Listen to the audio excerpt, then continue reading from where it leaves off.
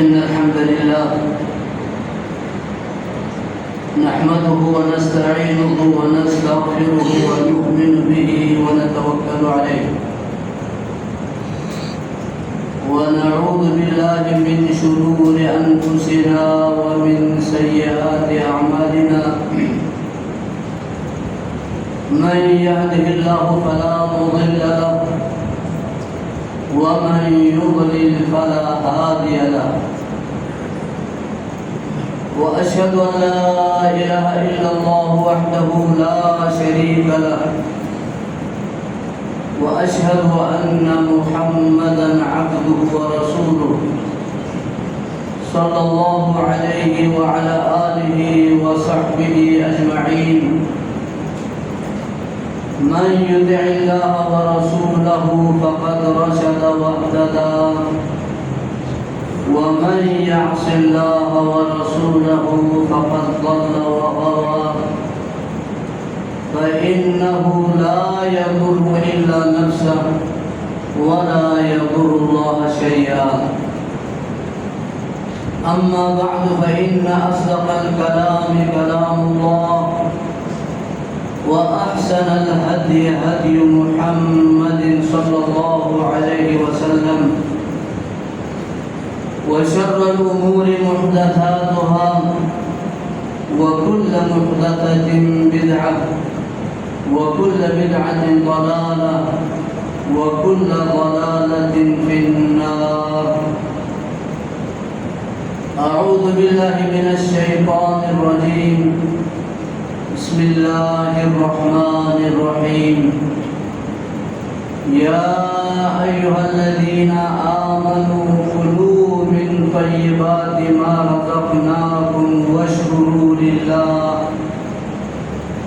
واشكروا لله إن كنتم إياه تعبدون.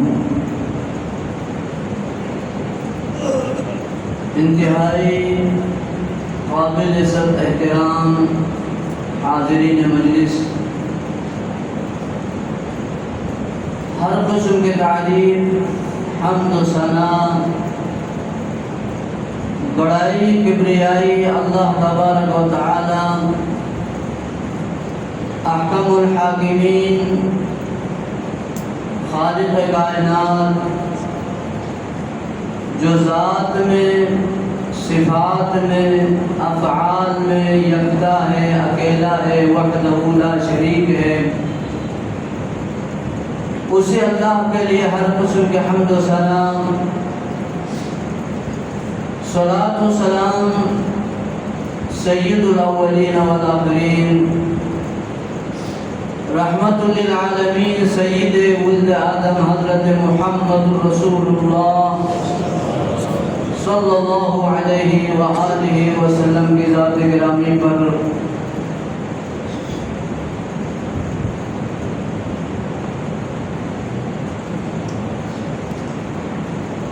اللہ تبارک و تعالیٰ کا کہ میں کس زبان سے شکر ادا کروں، جس رب کائنات نے، جس کریم نے، جس رؤوف الرحیم نے تقریباً 1.5 سال کے بعد پھر مجھے آپ کے سامنے حاضر ہونے کا اللہ نے موقع فراہم کیا۔ میں تمام جامع مسجد کے انتظامیہ کا شکر گزار ہوں، شکریہ ادا کرنا چاہوں گا کہ من لم یشکر الناس لم یشکر اللہ۔ رسول اللہ صلی اللہ علیہ وسلم کا فرمان ذیشان ہے کہ جو لوگوں کا احسان نہیں مانتا، جو لوگوں کا شکر ادا نہیں کرتا، وہ اللہ کا بھی شکر ادا نہیں کر پائے۔ خصوصاً حضرت حافظ محمد شفیق حفظہ اللہ، میاں طارق سعید الرشید اور تمام مسجد والوں کا میں شکریہ ادا کروں گا،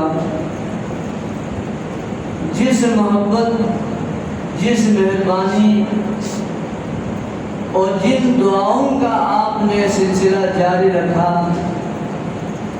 یہ انہی کی بدولت اللہ نے آپ حضرات کے دعاؤں کو قبول کرتے ہوئے مجھے آج پھر یہاں آپ کے سامنے رکھا ہے۔ اللہ تبارک و تعالیٰ کا جس قدر شکر ادا کرو تو کم ہے، اتنی اس کی نعمتیں یقین جانیے اس بیماری کے وقت اور بیماری کی صورت میں وہ باتیں میرے سامنے آئی جو زندگی میں یا صحت کی حالت میں کبھی نہیں آئی۔ میں آپ سے چونکہ الحمدللہ محبت کرتا ہوں جیسے آپ مجھ سے محبت کرتے ہیں، تو اس لیے میں کچھ ایسی باتیں آپ سے شیئر کروں گا، آپ کے سامنے رکھوں گا جو ایک محبت کرنے والے دوسرے جن سے محبت کی جاتی ہے ان کی خیرخواہی کے لیے بتائی جاتی ہے۔ حضرت معاذ بن جبل رضی اللہ تعالی عنہ فرماتے ہیں کہ اخذ رسول اللہ صلی اللہ علیہ وسلم بیدی، اخذ یدی بیدیہ، کہ اللہ کے نبی علیہ السلام نے میرے ہاتھ کو اپنے دونوں ہاتھوں میں لیا۔ اس حدیث امام بخاری نے ایک اور مسئلہ بھی اخذ کیا ہے کہ دونوں ہاتھوں سے سلام کرنا بھی جائز ہے، چونکہ حضرت معاذ بن جبل کے ہاتھ کو آپ نے دونوں ہاتھوں میں لیا تھا، اخذ بیدیہ، اور فرمایا کہ یا معاذ واللہ انی لاحبک، کہ معاذ اللہ کی قسم میں تم سے محبت کرتا ہوں، معاذ اللہ کی قسم میں تم سے محبت کرتا ہوں۔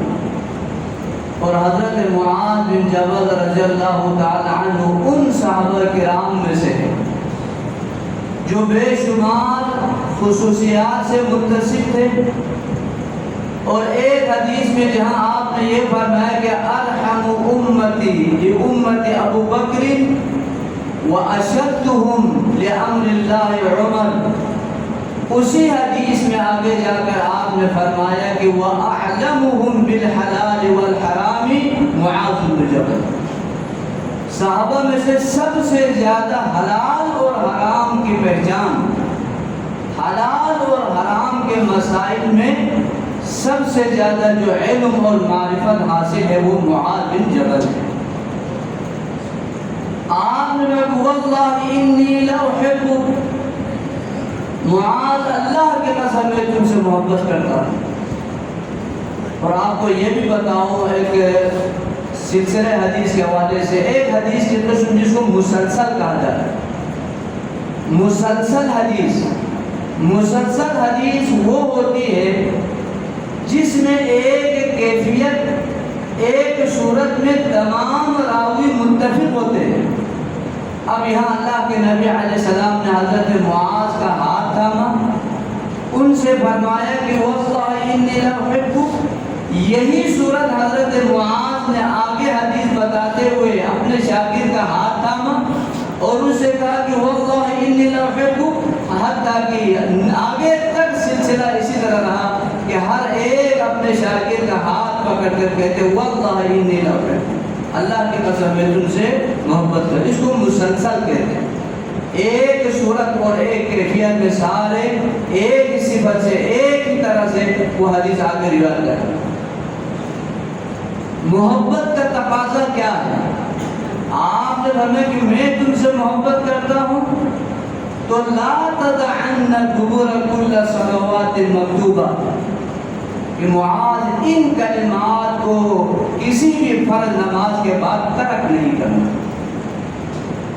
یہ محبت کا تقاضا ہے کہ میں تمہیں نصیحت کروں، میں تمہیں بتاؤں کہ لا تدعن هذه الکلمات بعد دبر کل صلاۃ مکتوبہ، کہ کسی بھی فرض نماز کے بعد کبھی بھی ہر نماز فرض کے بعد یہ دعا کرنا، یہ کلمات کہنا، اللہم اعنی علی ذکرک و شکرک و حسن عبادتک، اللہ میری مدد فرما کہ میں تیرا زیادہ سے زیادہ ذکر کر سکوں، اللہ میری مدد فرما میں تیرا شکر ادا کر سکوں۔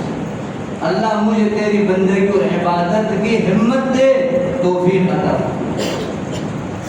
تو اس لیے چونکہ مجھے آپ سے محبت ہے، آپ کو مجھ سے محبت ہے، میں جانتا ہوں الحمدللہ، تو بعض باتیں جو اس بیماری نے مجھے سکھائی آپ حضرات کے سامنے رکھنا چاہتا ہوں، تاکہ آپ بھی اپنی زندگیوں میں ان باتوں سے سبق حاصل کریں۔ جب یہ بیماری مجھے لگی، اللہ تعالیٰ نے اس سے شفا بھی عطا فرمائی، کمزوری تو ہے، ایک افسوس اور ایک خوف، ایک انتہائی کسی بات پہ مجھے افسوس ہونے لگا، اور دوسرا بہت زیادہ ڈر اور بہت زیادہ خوف۔ افسوس اس بات کا، میں الگ چارپائی پہ رات کو لیٹ کر اللہ سے لائن ملاتا تھا، اللہ سے میں ملتجی ہوتا تھا، ہم کلام ہوتا تھا کہ اللہ مجھے افسوس ہے، ندامت ہے، شرمندگی ہے، قرآن و سنت جو تو نے مجھے سکھایا تھا، کتاب و سنت حدیث کی مجھے علم تو نے عطا کیا تھا، مجھے سکھایا تھا، اللہ میں اس کا حق ادا نہیں کر سکتا۔ اللہ میں قصور کا، کوتاہی کا شکار رہا،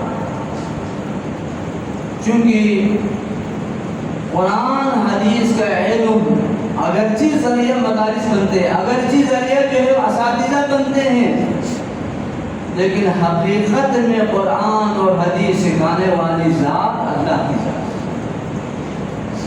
چونکہ اس مشہور حدیث میں جو 3 آدمیوں کے متعلق جو لمبی حدیث ہے کہ اولئک ثلاثۃ اول خلق اللہ تسعر بهم النار یوم القیامہ۔ آپ علیہ السلام نے حضرت ابو ہریرہ کو وہ حدیث سنانے کے بعد ہاتھ مارا ان کے گھٹنے پہ اور فرمایا کہ ابو ہریرہ یہ 3 بدقسمت لوگ ہوں گے جن سے سب سے پہلے جہنم کی آگ جلائی جائے۔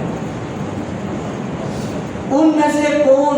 ایک عالم دین، ایک قاری قرآن۔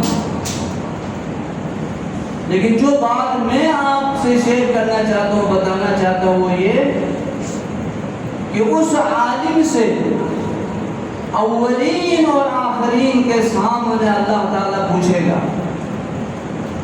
اس حدیث کے اندر یہ بھی موجود ہے کہ اللہ کے فرشتے دائرے کی شکل میں کھڑے ہوں گے اور اللہ پوچھے گا یا ابن آدم علمتک، لفظ یہاں کیا؟ علمتک ما انزلت علی رسولی، اے ابن آدم میں نے تجھے پڑھایا تھا، میں نے تجھے سکھایا تھا۔ یہ کون فرما ہے؟ کہ اللہ تعالیٰ جل جلالہ کہ میں نے تمہیں پڑھایا۔ جو دین، جو قرآن و حدیث کی شکل میں حضرت محمد الرسول اللہ صلی اللہ علیہ وسلم پر میں نے نازل کیا تھا، وہ میں نے تمہیں سکھایا تھا، پڑھایا تھا، تو نے کیا اس کے ساتھ کیا؟ تو نے اس کے ساتھ کیا سلوک کیا، کیا برتاؤ کیا، کیا عمل کیا، نہیں کیا؟ جب وہ آگے سے کہنے لگا اللہ میں تو دن رات تیرے دین کی خدمت ہی کرتا رہا، میں تو پڑھتا پڑھاتا رہا۔ قال اللہ کذبت وتقول الملائکۃ کذبت۔ اللہ ہمیں اس رسوائی سے محفوظ رکھے کہ اللہ فرمائے کہ تو نے جھوٹ بولا اور سارے فرشتے بھی کہیں گے تو نے جھوٹ بولا، تو نے اس لیے پڑھایا تھا تاکہ لوگ تجھے بڑا علامہ کہیں، قاری کہیں، تیری تعریف ہو، وہ جس چیز کے لیے تو نے کیا تھا وہ تجھے دنیا میں مل گئی ہے، اب میرے ساتھ بات تیرے لیے کچھ بھی نہیں۔ تو یہاں اس حدیث میں کہ علمتک ما انزلت علی رسولی، پتہ چلا کہ یہ علم دین، قرآن اور حدیث سکھانے والی ذات کون ہے؟ اللہ کی ذات ہے۔ اس سے بڑی پریشانی ہوئی، شرمندگی ہوئی کہ اللہ میں نے تیرے دین کا کام جس طرح ہونا چاہیے تھا اللہ میں نہیں کر سکتا، اللہ میں شرمندہ ہوں، مجھے شرمندگی ہے کہ جو کتاب و سنت تو نے مجھے پڑھایا سکھایا اللہ اس کا حق میں ادا نہیں کر سکا۔ اللہ شفا عطا کرے، انشاءاللہ اللہ کے حکم سے تو مجھے شفا دے گا اللہ، تو میں اس کمی کی تلافی تو ناممکن ہے لیکن کمی کی کوشش کروں۔ یہ تھا شرمندگی اور بہت زیادہ افسوس،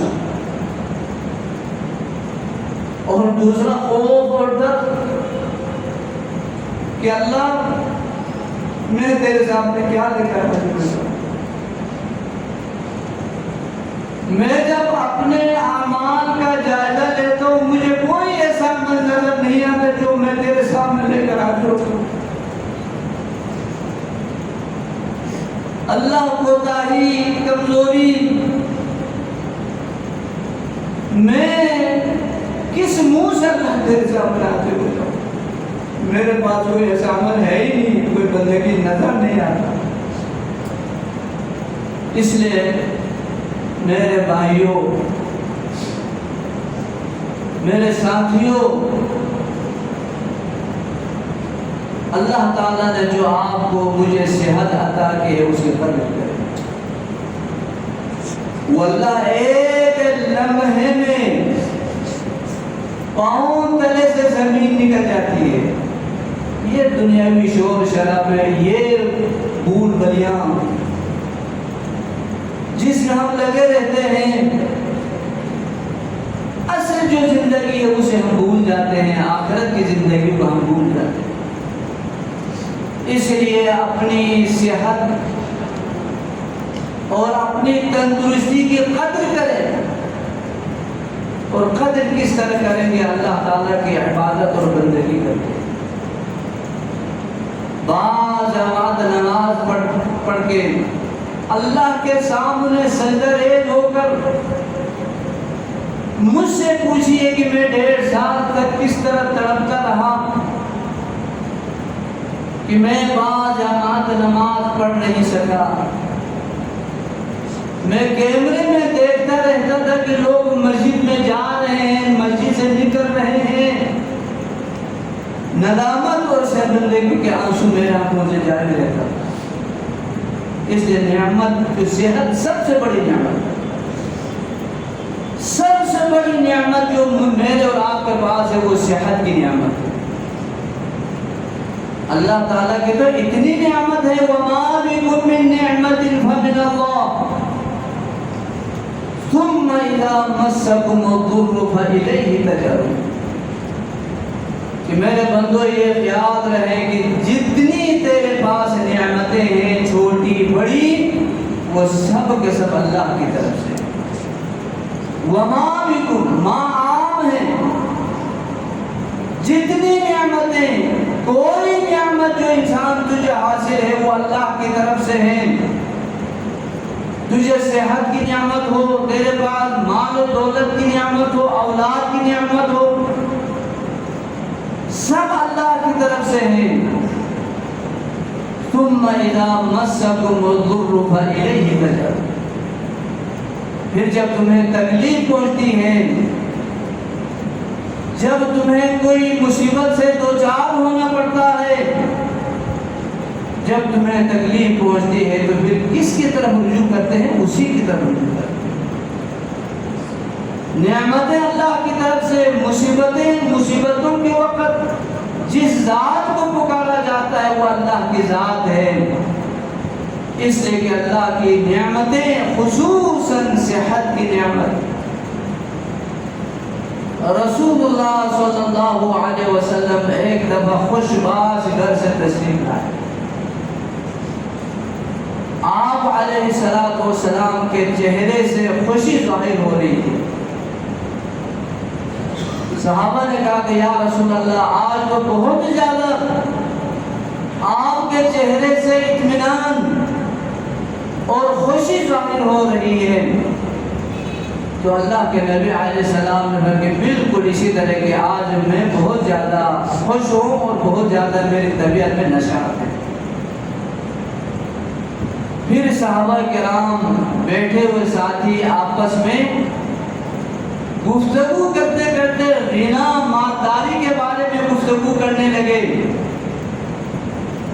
تو اللہ کے نبی علیہ السلام نے سن کر فرمایا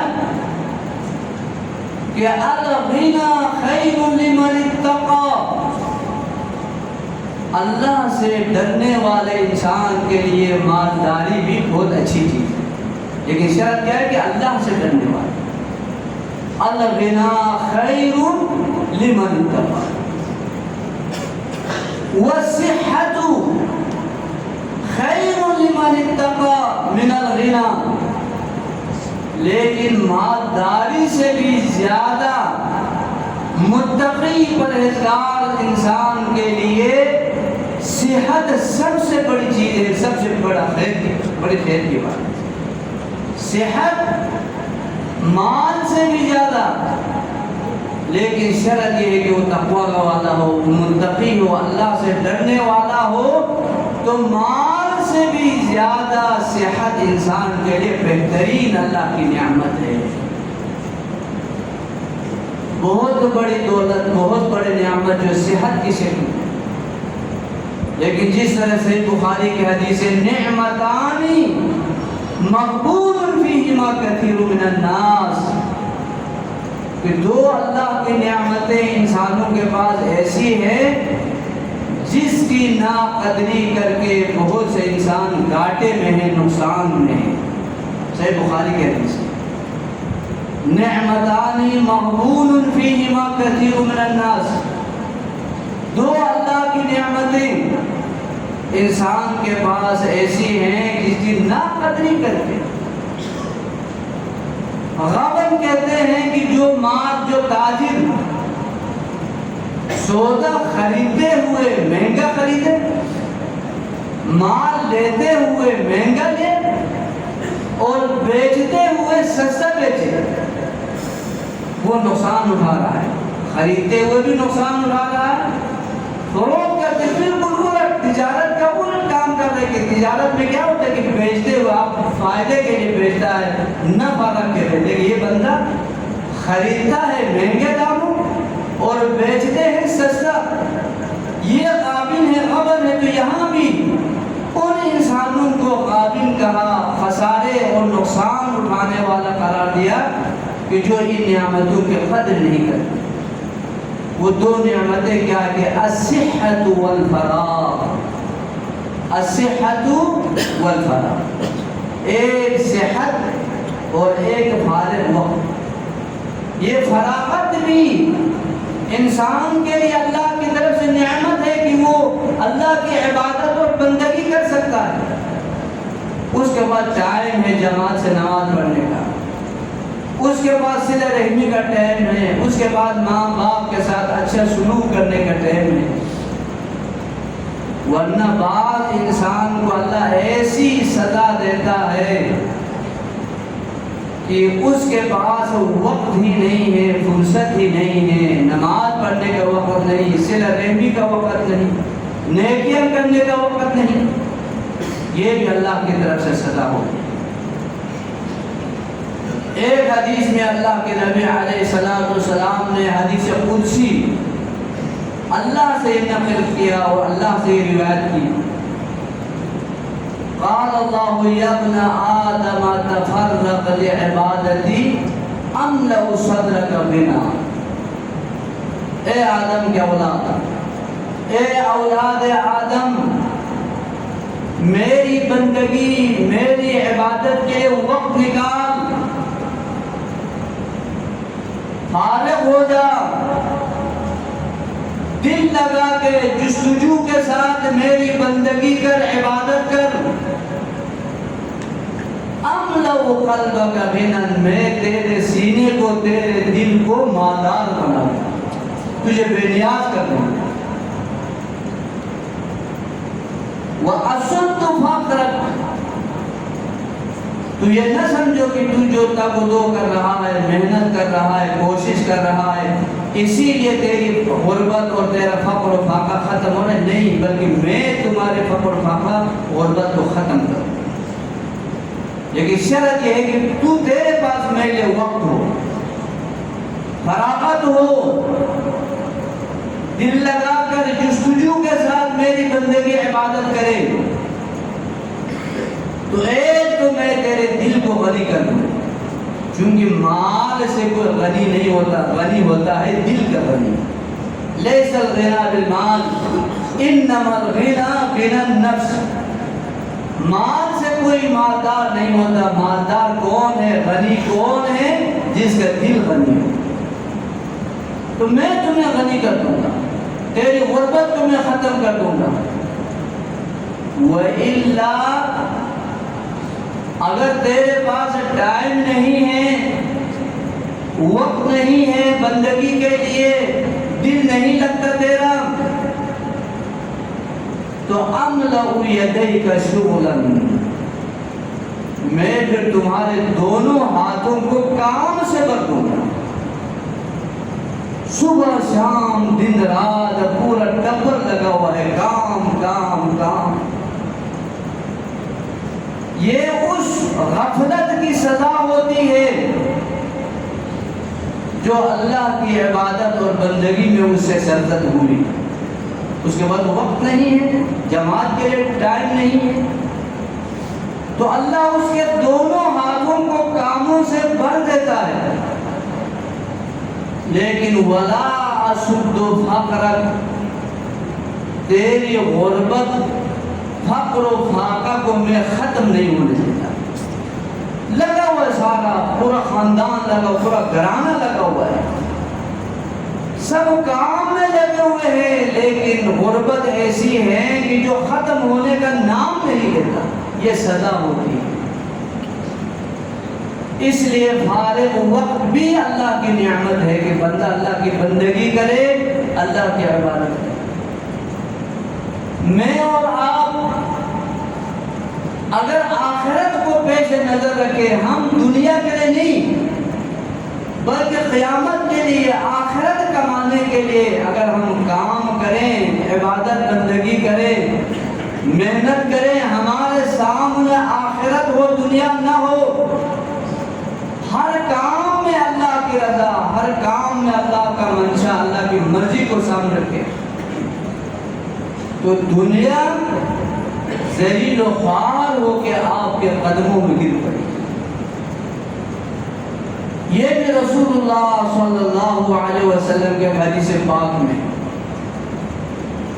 اللہ کے نبی علیہ السلام کی من کانت الآخرۃ ہمہ، جس کی سوچ، جس کا فکر، سوچ اور غور و فکر ہی آخرت کے بارے میں ہو، کچھ بھی کرے تو وہ یہ سمجھ کر کرے، یہ سامنے رکھ کر کرے کہ اللہ مجھ سے کیسے راضی ہوگا، یہ قیامت کے دن اللہ تعالیٰ مجھے اس کا کیسے صلہ عطا فرمائے، اس کا ہم، اس کی سوچ، اس کے فکر ہی آخرت ہے، دنیا کے لیے نہیں۔ من کانت الآخرۃ ہمہ جعل اللہ غناہ فی قلبہ، یہاں بھی اللہ کے نبی علیہ السلام فرمایا کہ اللہ تعالیٰ اس انسان کے دل کو غنی کر دیتا ہے، وہ کسی کا محتاج نہیں رہتا، وہ کسی کی طرف محتاجی سے نہیں دیکھتا، اللہ اس کے دل کو بے نیاز کر دیتا ہے۔ من کانت الآخرۃ ہمہ جعل اللہ غناہ فی قلبہ وجمع شملہ، اللہ تعالیٰ اس کے ساری محنت کو، سارے منصوبے کو، سارے کام کو اللہ تعالیٰ یکجا کر دیتا ہے۔ یہ نہیں ہوتا کہ کوئی کام اس کا جناب لاہور پڑا ہوا ہے، کوئی جناب مری میں، کوئی کسی جگہ، کوئی کسی جگہ، کبھی کدھر دوڑ رہا ہے، نہیں، جمع اللہ شملہ، اللہ اس کے ارادوں کو، اللہ اس کے کام کو، اس کے منصوبوں کو اکٹھے کر دیتے، جمع کر دیتے ہیں۔ اور فرمایا کہ وَأَتَتْهُ الدُّنْيَا وَهِيَ رَاغِمَةٌ، ذلیل ہو کر وہ جو کام کرتا ہے آخرت کے لیے، لیکن دنیا ذلیل و خوار ہو کر اس کے قدموں میں گر پڑتی۔ وَأَتَتْهُ الدُّنْيَا وَهِيَ رَاغِمَةٌ، نہ چاہتے ہوئے مجبور ذلیل ہو کر دولت دنیا اس کے قدموں میں آ جاتی ہے۔ یہ کس انسان کے لیے؟ جس کا مقصد حیات ہی آخرت ہو۔ من کانت الآخرۃ ہمہ، لیکن جس ومن کانت الدنیا ہمہ، جس انسان کا مقصد ہی دنیا ہو، ہر کام دنیا کے اگر وہ کرتا ہے، دنیاوی مقصد کو سامنے رکھ کر کرتا ہے، تو رسول اللہ صلی اللہ علیہ وسلم نے فرمایا کہ اللہ اس کے آنکھوں کے سامنے غربت اور فقر و فاقہ کو رکھ دیتا ہے۔ جعل اللہ فقرہ بین عینیہ، اس کے دونوں آنکھوں کے سامنے کیا چیز ہمیشہ رہتے؟ غربت رہتا ہے، فقر و فاقہ، کہ میں غریب ہو جاؤں گا، میں فقیر ہو جاؤں گا، اگر میں یہ کروں تو میں کنگال ہو جاؤں گا، ڈرتا رہتا ہے ہمیشہ۔ لیکن کر وہ کس کام کر رہے؟ دنیا کے لیے۔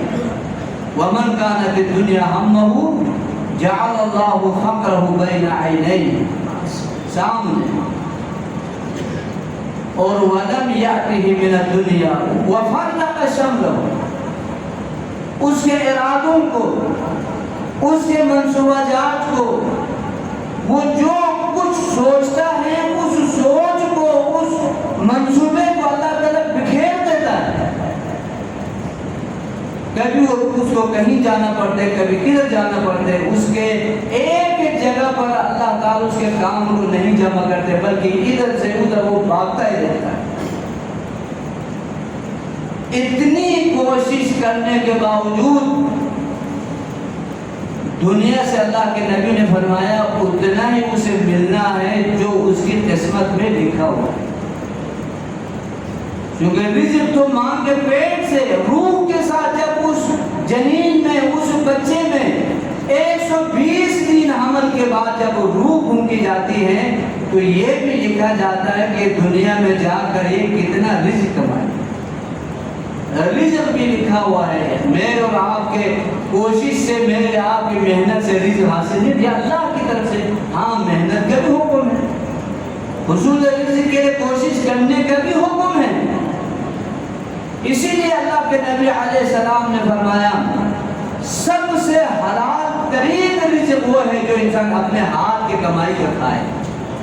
وَكَانَ داؤد علیہ السلام یأکل من کسب یدیہ، حضرت داؤد علیہ السلام اپنے ہاتھ کی کمائی کھاتے تھے۔ یہ آپ نے مثال دی، جیسے نفلی روزوں میں صیام داؤد کان یصوم یوما ویفطر یوما، حضرت داؤد علیہ السلام ایک دن روزہ رکھتے تھے، ایک دن افطار کرتے تھے۔ اس نفلی روزے کو افضل ترین روزہ قرار دیا۔ اسی طرح آپ نے مثال دی، ہاتھ کی کمائی انسان اگر کھاتا ہے یہ سب سے افضل رزق ہے، جیسے حضرت داؤد علیہ السلام اپنے ہاتھ کی کمائی کھاتے تھے۔ اور ایک صحیح حدیث میں کہ وَكَانَ زَكَرِيَّا نَجَّارًا، حضرت زکریا علیہ السلام کارپینٹر تھے، بڑائی نجار۔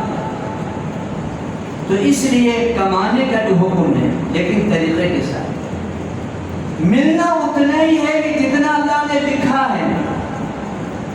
آپ کے میرے دوڑ لگانے سے، اچھلنے کودنے سے چیز نہیں ملے گی، بلکہ جو اللہ نے لکھا ہے وہی مل سکتا۔ مجھے پھر اس سلسلے میں حدیث قدسی یاد آ گئی کہ ایک دفعہ اللہ کے نبی علیہ السلام نے دیکھنا ہو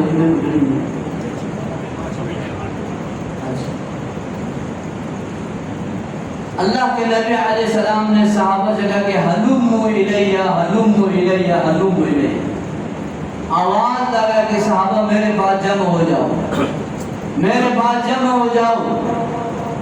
اور یہ بھی آپ یاد رکھیں کہ میرے شروع سے آپ کے ساتھ وعدہ ہے، میں کوئی ناقابل اعتبار ضعیف روایت آپ کے سامنے نہیں رکھتا، صحیح، حسن، قابل عمل، واجب العمل حدیثیں الحمدللہ ان 30 سالوں میں نے کوشش یہ کی کہ میں کوئی آپ سے کوئی غلط بات اللہ کے نبی علیہ السلام کی طرف غلط نسبت والی کوئی حدیث نہ سنا۔ تو اطمینان سے ان حدیثوں کو ذرا سنیے، غور کیجئے، یہ سب کے سب اللہ کے نبی علیہ السلام سے بسند صحیح بسند حسن ثابت شدہ روایتیں۔ آپ نے ہمیں کہ حلوم الیہ حلوم الیہ، آؤ میرے پاس، جمع ہو جاؤ، سارے صحابہ جمع ہو گئے۔ تو رسول اللہ صلی اللہ علیہ وسلم کہ ان رسول رب العالمین جبریل نفث فی روعی، کہ ابھی اللہ کا پیغام رساں جبریل امین نے میرے دل میں یہ وحی ڈالی ہے۔ روح را کے ضمہ کے ساتھ دل ہے، نفس انسانی ہے، اور رو را کے زبر کے ساتھ ہو تو ڈر اور خوف ہے۔ فلما ذهب عن ابراہیم الروع، کہ جب ابراہیم سے ڈر ختم ہوا، یہاں روحی را کے ضمہ کے ساتھ میرے دل میں ابھی جبریل امین نے یہ اللہ کی طرف سے وحی میرے دل میں ڈالی ہے، لا تموت نفس حتى تستكمل رزقها وإن أبطأ عليه، کہ کوئی بھی انسان جب تک اپنا لکھا ہوا رزق نہیں حاصل کرے گا دنیا سے نہیں جائے گا۔ اللہ کی طرف سے پیغام، لا تموت نفس حتى تستكمل رزقها وإن أبطأ عليه، اگرچہ کچھ دیر ہو جائے وہ لکھی ہوئی چیز ملنے میں، اگرچہ کچھ دیر ہو جائے لیکن ملے گا ضرور، مرنے سے پہلے وہ اپنا لکھا ہوا رزق حاصل کے بغیر دنیا سے نہیں جانے والا۔ جب حقیقت یہ ہو کہ لکھی ہوئی چیز ملے گی ہی ملے گی، تو اس لیے فاتقوا اللہ واجملوا فی الطلب، اللہ سے ڈرو، اللہ تعالیٰ کا ڈر اور خوف اپنے سامنے رکھو، واجملوا فی الطلب،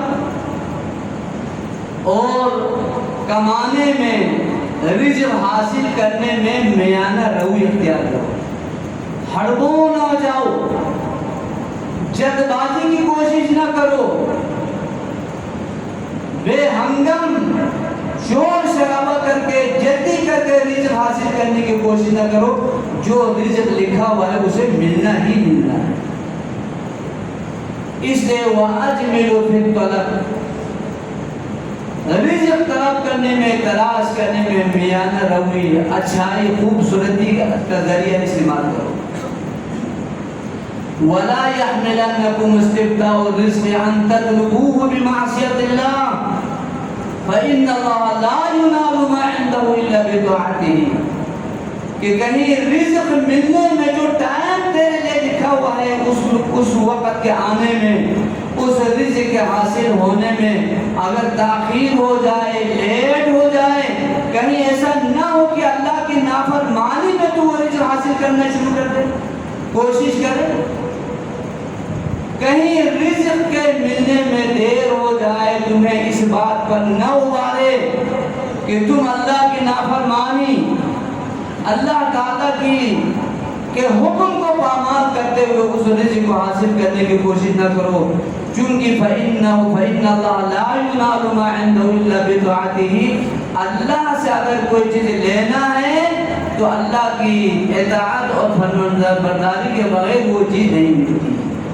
اللہ کی بندگی اور عبادت کے ساتھ۔ تو اس لیے میرے بھائیو، اپنی صحت کی قدر کریں، فارغ وقت کی قدر کریں، کہیں آپ کو بھی شرمندگی نہ اٹھانا پڑے۔ صحت کا کوئی نہیں پتا، زندگی کا کوئی نہیں پتا کہ جی کا جانا ڈھیر گیا، صبح بھی ہے شام بھی ہے، لکھا ہوا ہے لا يستأخرون ساعة ولا يستقدمون۔ اس لیے اللہ پر بھروسہ بھی رکھیں. اور میں آپ سے یہ بات شیئر کرتا چلوں، میں بہت بڑا گناہگار آدمی، نہ حقوق اللہ اس طرح ادا ہو پایا، نہ حقوق العباد جو ہیں کوشش کے باوجود اس کو بھی اس طرح نہیں میں پائے تکمیل تک پہنچا سکا جو ایک بندے کا دوسرے پر حق ہوتا. میں اس آیت کریمہ کے قریب بھی نہیں ہوں جس آیت میں اللہ نے فرمایا کہ وَمَن يَتَّقِ اللَّهَ يَجْعَلْ لَهُ مَخْرَجًا وَيَرْزُقْهُ مِنْ حَيْثُ لَا يَحْتَسِبُ وَمَن يَتَوَكَّلْ عَلَى اللَّهِ فَهُوَ حَسْبُهُ إِنَّ اللَّهَ بَالِغُ أَمْرِهِ قَدْ جَعَلَ اللَّهُ لِكُلِّ شَيْءٍ قَدْرًا. جو اللہ سے ڈرے گا، میں پہلے سے عاجزی کے ساتھ آپ کے سامنے یہ عرض کر چکا ہوں، اعتراف کر چکا ہوں، میں اس آیت کریمہ کے قریب بھی نہیں ہوں کہ تقوی کہاں، میں کہاں، اللہ کا ڈر کہاں، میں کہاں. جس میں اللہ نے فرمایا کہ جو اللہ سے ڈرے گا یجعل لہ مخرجا، اللہ ہر مشکل سے نکلنے کا راستہ اس انسان کے اللہ تعالیٰ مہیا فرما دے. وَيَرْزُقُهُ مِنْ حَيْثُ لَا يَحْتَسِبُ، اور ایسی جگہوں سے اللہ اسے رزق عطا کرے گا جس کے بارے میں وہ سوچ بھی نہیں سکتا.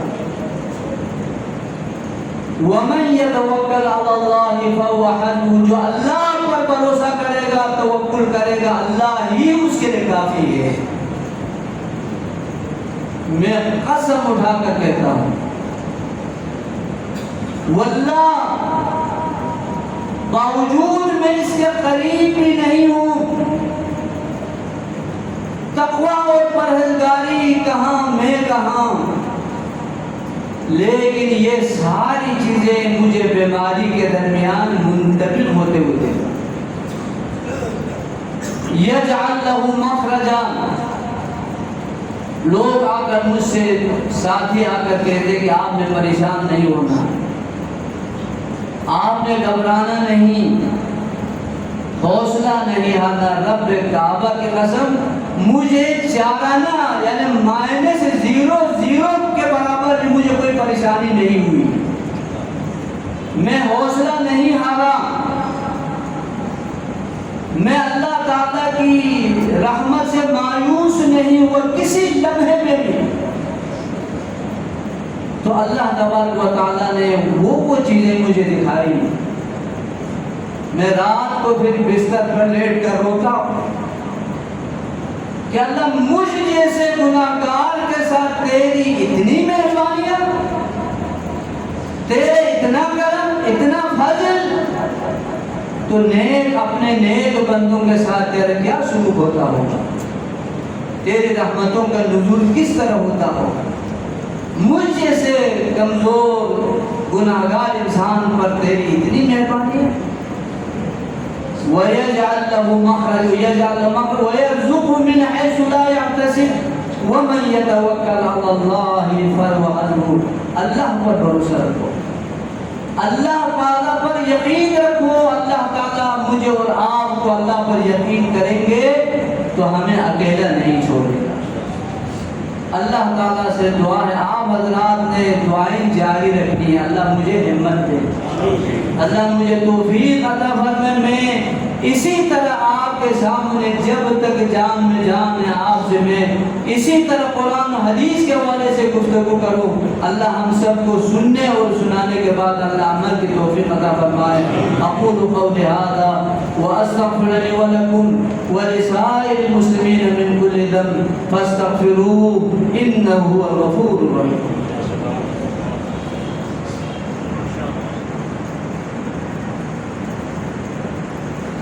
کوئی نظر پڑھ ہے